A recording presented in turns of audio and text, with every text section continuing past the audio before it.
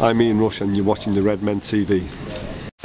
Hello, welcome to the Redmen TV. It's the Uncensored Match Build Up show. Welcome to 2000, the year 2001. Limp Bizkit's still rocking the top of the charts. And Chris Pajak's got long hair. Welcome to the Uncensored Match Build Up show and 90s and noughties new metal nostalgia fest.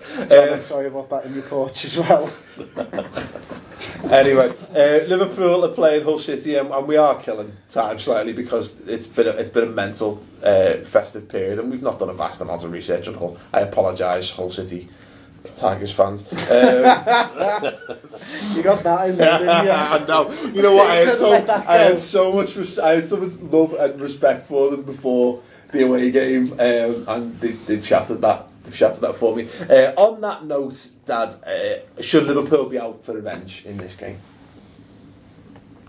as a result of them basically battering us? The fans should want revenge, but the players should just want to go out and just beat them because they should be beating Hull at Anfield. But is there a point? And away, never mind. Is there a point? Because obviously, because that's easily the most embarrassing result for us. I don't wish to be disrespectful to Hull, but it's a byproduct. You know, everyone expected us to go and get the points in that game, and we didn't just not get the points. We were terrible as well in that game. The performance was woeful. Do you think the Liverpool players will want to go out there and prove a point? If it was me, I would. Yeah, I would. I wouldn't be happy with the way that they showed me up at the end of the day. Like, look, you're a professional, but you're also a person, and when you're embarrassed by someone, you want to make it up the next time. So I wouldn't be able to stop myself. I'd be going out there, giving me all and trying to get 3 points and making them look as bad as they made us. I mean, it's interesting, obviously, that United got a win over them, didn't they, on Boxing Day. You're always, when you lose a game like that, you always want to look to your rivals and you hope that they sort of make similar slip-ups. Now, it wasn't a massively convincing win by United, but I think obviously then Hull went on and beat Fulham 6-0 as well, which is looks like a bit of an aberration, but we now know they're not a shit team. They're a difficult team to beat at home, yes, because they don't concede a lot, but they're not very good away, really, because they don't score many. So they're the kind of team we should be comfortably beating.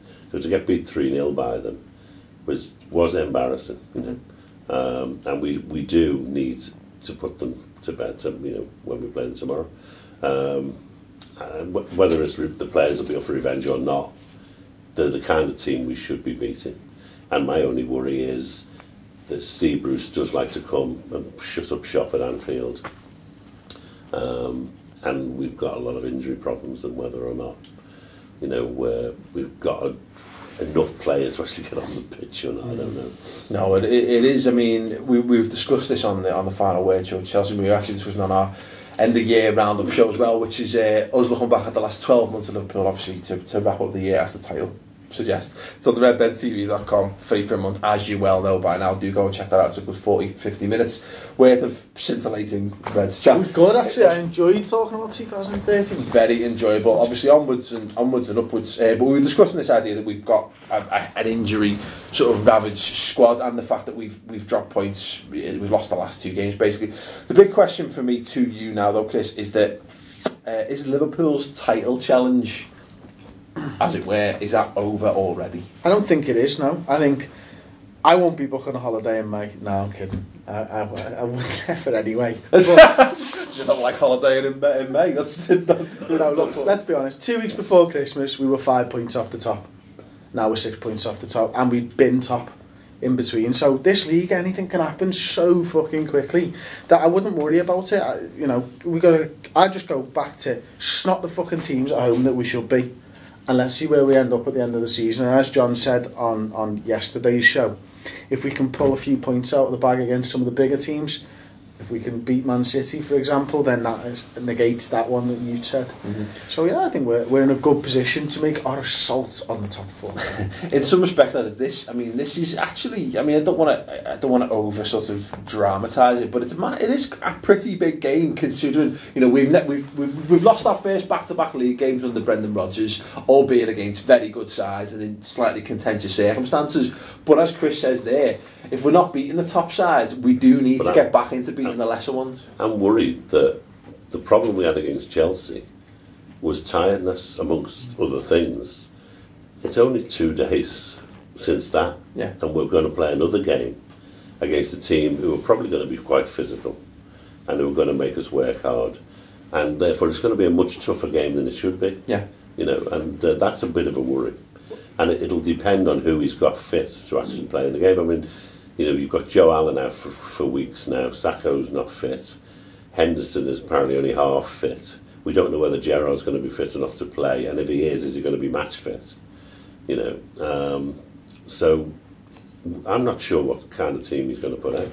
It's funny though. Would he be right to put out his best possible team, which would be maybe Gerrard in for Allen and Agger as a centre-back for Sacco?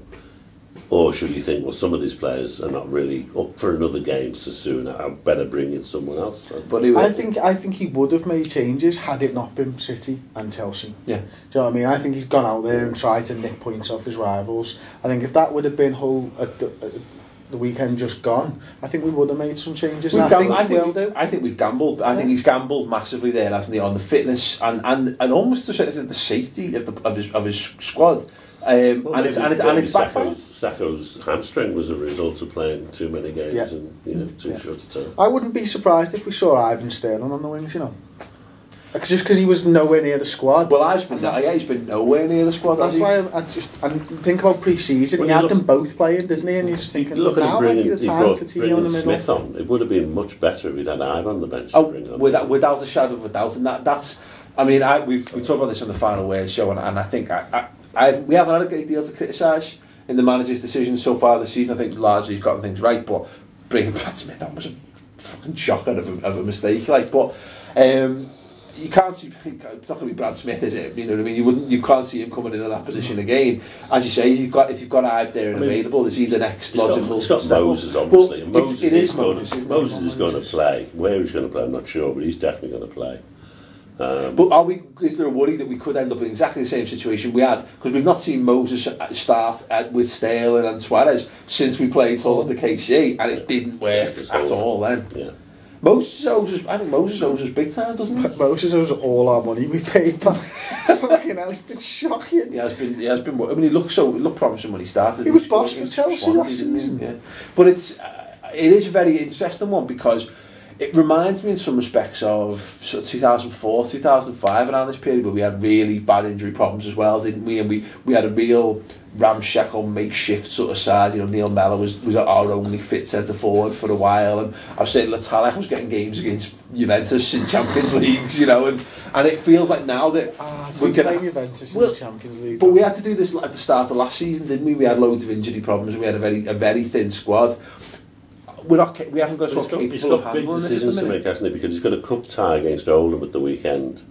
Now, does he think to himself, if I play my best players against Hull, then at least they can have a long rest, I don't have to play them against Oldham? Or does he think, we better beat Oldham this year because I can't get beat by them twice, and therefore I've got to play my best players in that, and therefore he's... I think it's a really tough couple of weeks coming up for Rodgers. Well, yeah, and the problem is, of course, we're already talking about this notion that we've got a much easier run of fixtures, much easier by comparison to the last four, and this is where we need to start picking the points up again, isn't it? If we want to push on. And as you say, do we have a squad capable of doing it? A squad capable of going for a cup run at the moment. Not the way things stand at the moment. So basically what you're saying is because of the injuries received in the last 2 weeks, it might be worth this season just saying, fuck the FA Cup. Yeah. I said that 3-4 weeks ago on the show when you asked us, didn't I? Yeah. Because I was actually looking forward to a cup run as well this season. I love the FA Cup and I love us having a run in it, but if it comes to how you handle your squad, unless he's going to buy on Thursday, you know, and play them on Saturday, then I think he's got no choice but to play some of the second string on Saturday. Yeah.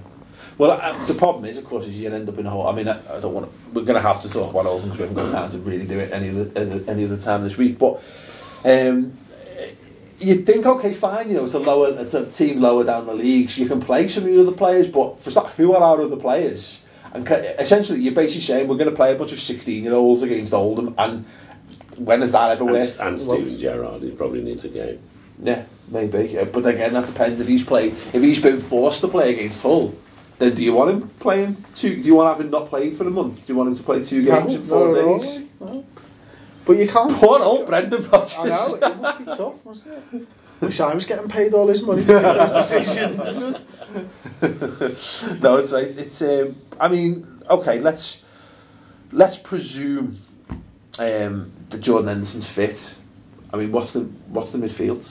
Lucas Henderson, Gerrard. And Gerrard. If Gerrard's not fit, who plays? Coutinho again? Probably. So wait there, is Sissoko going to be fit for this? Sissoko? Yeah. Let's say, yeah.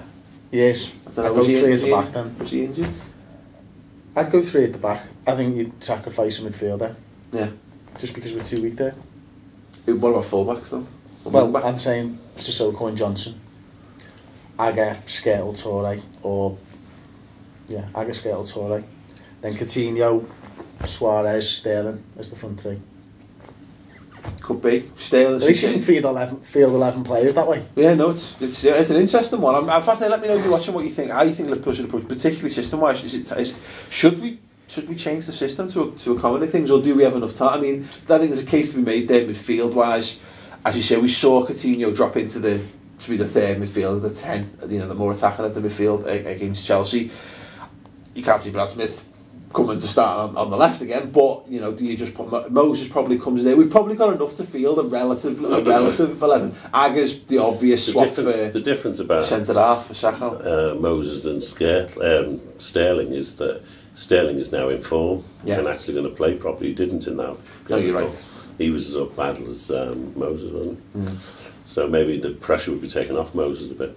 I suppose it's a good point. And Moses should be able to come into a game like this and perform. Should take that, Chris. Don't run with it. Every time he's come on, he's a good quality Premier League. I don't know what we've done to him. If he'd been able to play against Chelsea, he'd have come on, wouldn't he?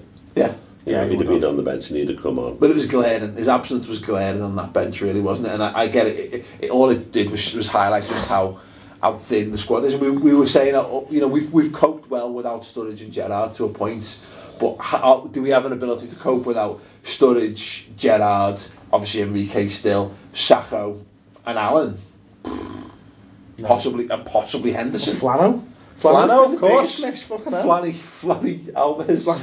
How long can Henderson carry on if he's not completely match fit? No. Particularly as people like to kick him now because they know how good he can be. I hope he's just been in bed since Sunday. In an ice bath. Just in an oxygen tent. Like Michael Jackson. With Aki. Yeah. He'll get in the ice bath. I'll keep you warm, Jordan. Creepy. Sorry, mate. Actually, we had a trivia question which I completely forgot about, which is normally the exact opposite of what happens.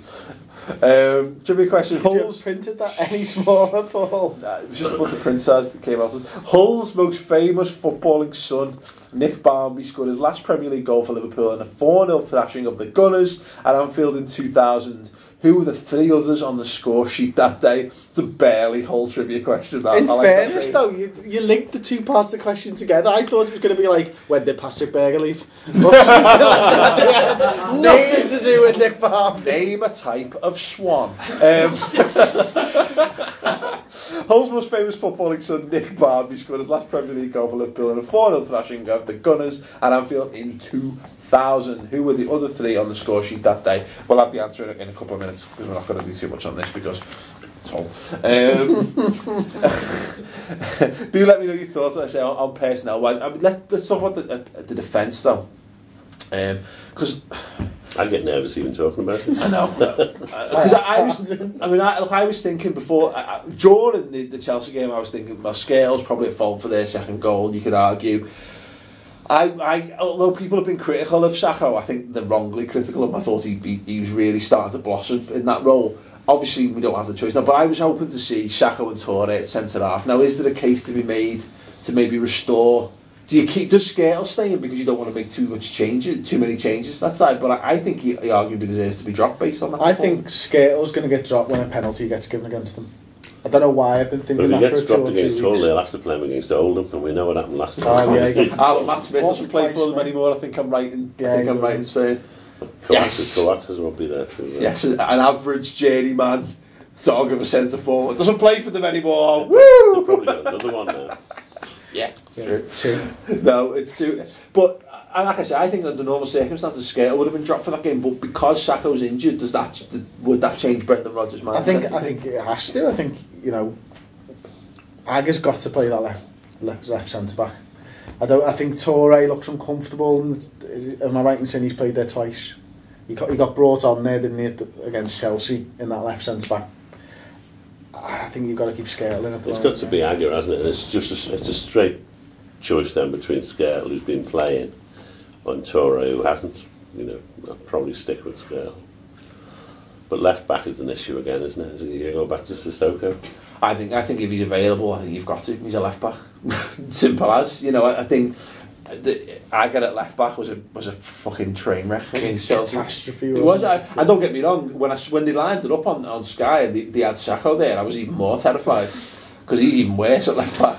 They can't do it. It's square pegs and barrels. Maybe you might be able to get away with it against Hull at home, but no, look, I think that what we've noticed about Ali Sissoko against Man City, I don't think he had that bad a game at all. No, he was our best fullback, which is more of an indictment of Glenn Johnson. He got absolutely ripped in the first 5 minutes, and I was thinking to myself, this is going to be a long afternoon for him. Yeah. But in fairness to him, he got double teamed all the fucking way through the game, because it wasn't his fault that Coutinho wasn't fucking tracking back and giving him any help. Yeah, no, I didn't worry about him once the first 5 or 10 minutes were out of the way. Defensively he's a little bit suspect, I think, but in an attacking sense he linked up very well with Coutinho getting down the left hand side and Suarez as well. Good ball in it. No, I thought his crossing was excellent. Actually, he put 2 or 3 very, very good crosses into the box. Did he go to anyone? But it's a good. You can only play balls and crosses into good areas, can't you? In those situations. Some people play it to the man though. That's the difference between a good crosser of the ball and a fucking average crosser. Average crossers hit it into an area. Good crossers pick a man out. So, but looking at everyone's been raving about John Flanagan, and he's definitely got no final ball. No, but look at Henderson. His 2 crosses recently gone straight to Suarez volleys. Yeah. They're picked out fucking crosses. Do you know what I mean? That's different. Yeah. Jordan Henderson, international class under 21 captain, future Liverpool. Yeah, but no. But my point is, Ali Sissoko in an attacking sense is fine, and if you're you're at home against Hull, you're hoping that the fullbacks are going to be pushed up. If Ali Sissoko's fit, I think he's got to play. And I know that we gave Ollie so much shit the other week for suggesting. I'm just loving my vindication. Vindication. There's nobody else. We've tried everybody. They were all shit. Let's give Ali another go. Vindicated by proxy. Which is the best kind of vindication. The best kind of vindication. By the process of elimination, I'm fully vindicated in Ali Sissoko. No, would you? If not Sissoko, who else? Answer that question in the comments section. I'm a left back. Yeah, left back on the change. Hey, there he is. Okay, we asked the trivia question. It was long-winded. It was about Nick Barnby. It's here somewhere. He scored his last goal for Liverpool in 2000. I don't even need it. In a win, a 4-0 win against over Arsenal. The Gunners, yeah. Who were the 3 players who scored? Dave, who were the 3 other players who scored? Gerrard and Fowler. Michael Owen, Steven Gerrard, Robbie Fowler. If you got that right, you're Googling genius. What a triumvirate. If only we could have made them all work at the same time. Wouldn't that have been awesome? Yeah, would have been. Anyway, as I say, thanks for watching. Do leave me... we're going to do score predictions in a second. Let me know your score predictions. Let me know your formations, your starting 11s. What would you do at the back 4? Everybody loves Daniel Agger, so I presume everyone's going to say he should go straight back in. But if you disagree with that, let me know what you would do instead and your thoughts in general on that. Okay, gents, score predictions. Dad, what do you think it's going to be? 3-0. 3-1. Because of course. Because we always concede. We always concede. It's clean sheet. Clean sheet. It's going to be a nervy 3 or 4-1. As always. Yeah. Clean sheet. It's going to go 2-1 and we're going to be really worried for ages. Yeah, clean sheet to full bankers anyway, I'll be like. Overrated, lad. Poor what? 2-0. What was that?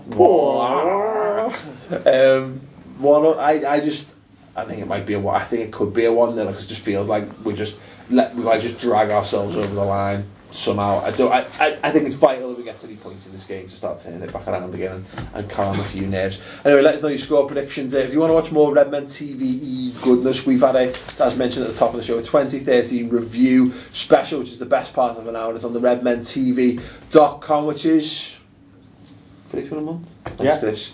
It's like, well, Ant and Deck, you see, they're so well scripted. Running for the bus. Outstanding. If you want to see more of us basically being tits and talking about Liverpool, there's hours From the sanding before the game and buys a pint. Hours of extra content on the redmentv.com. It's free for a month and then it's just £2 a month after that. What else are you going to do? If you think it's shit, you can just cancel it. No harm, no foul. Anyway, gents, thank you very much for joining us. Hope you've had a fantastic 2013 and have a very good New Year's, and we'll see you in 2014. Thanks for watching and good night.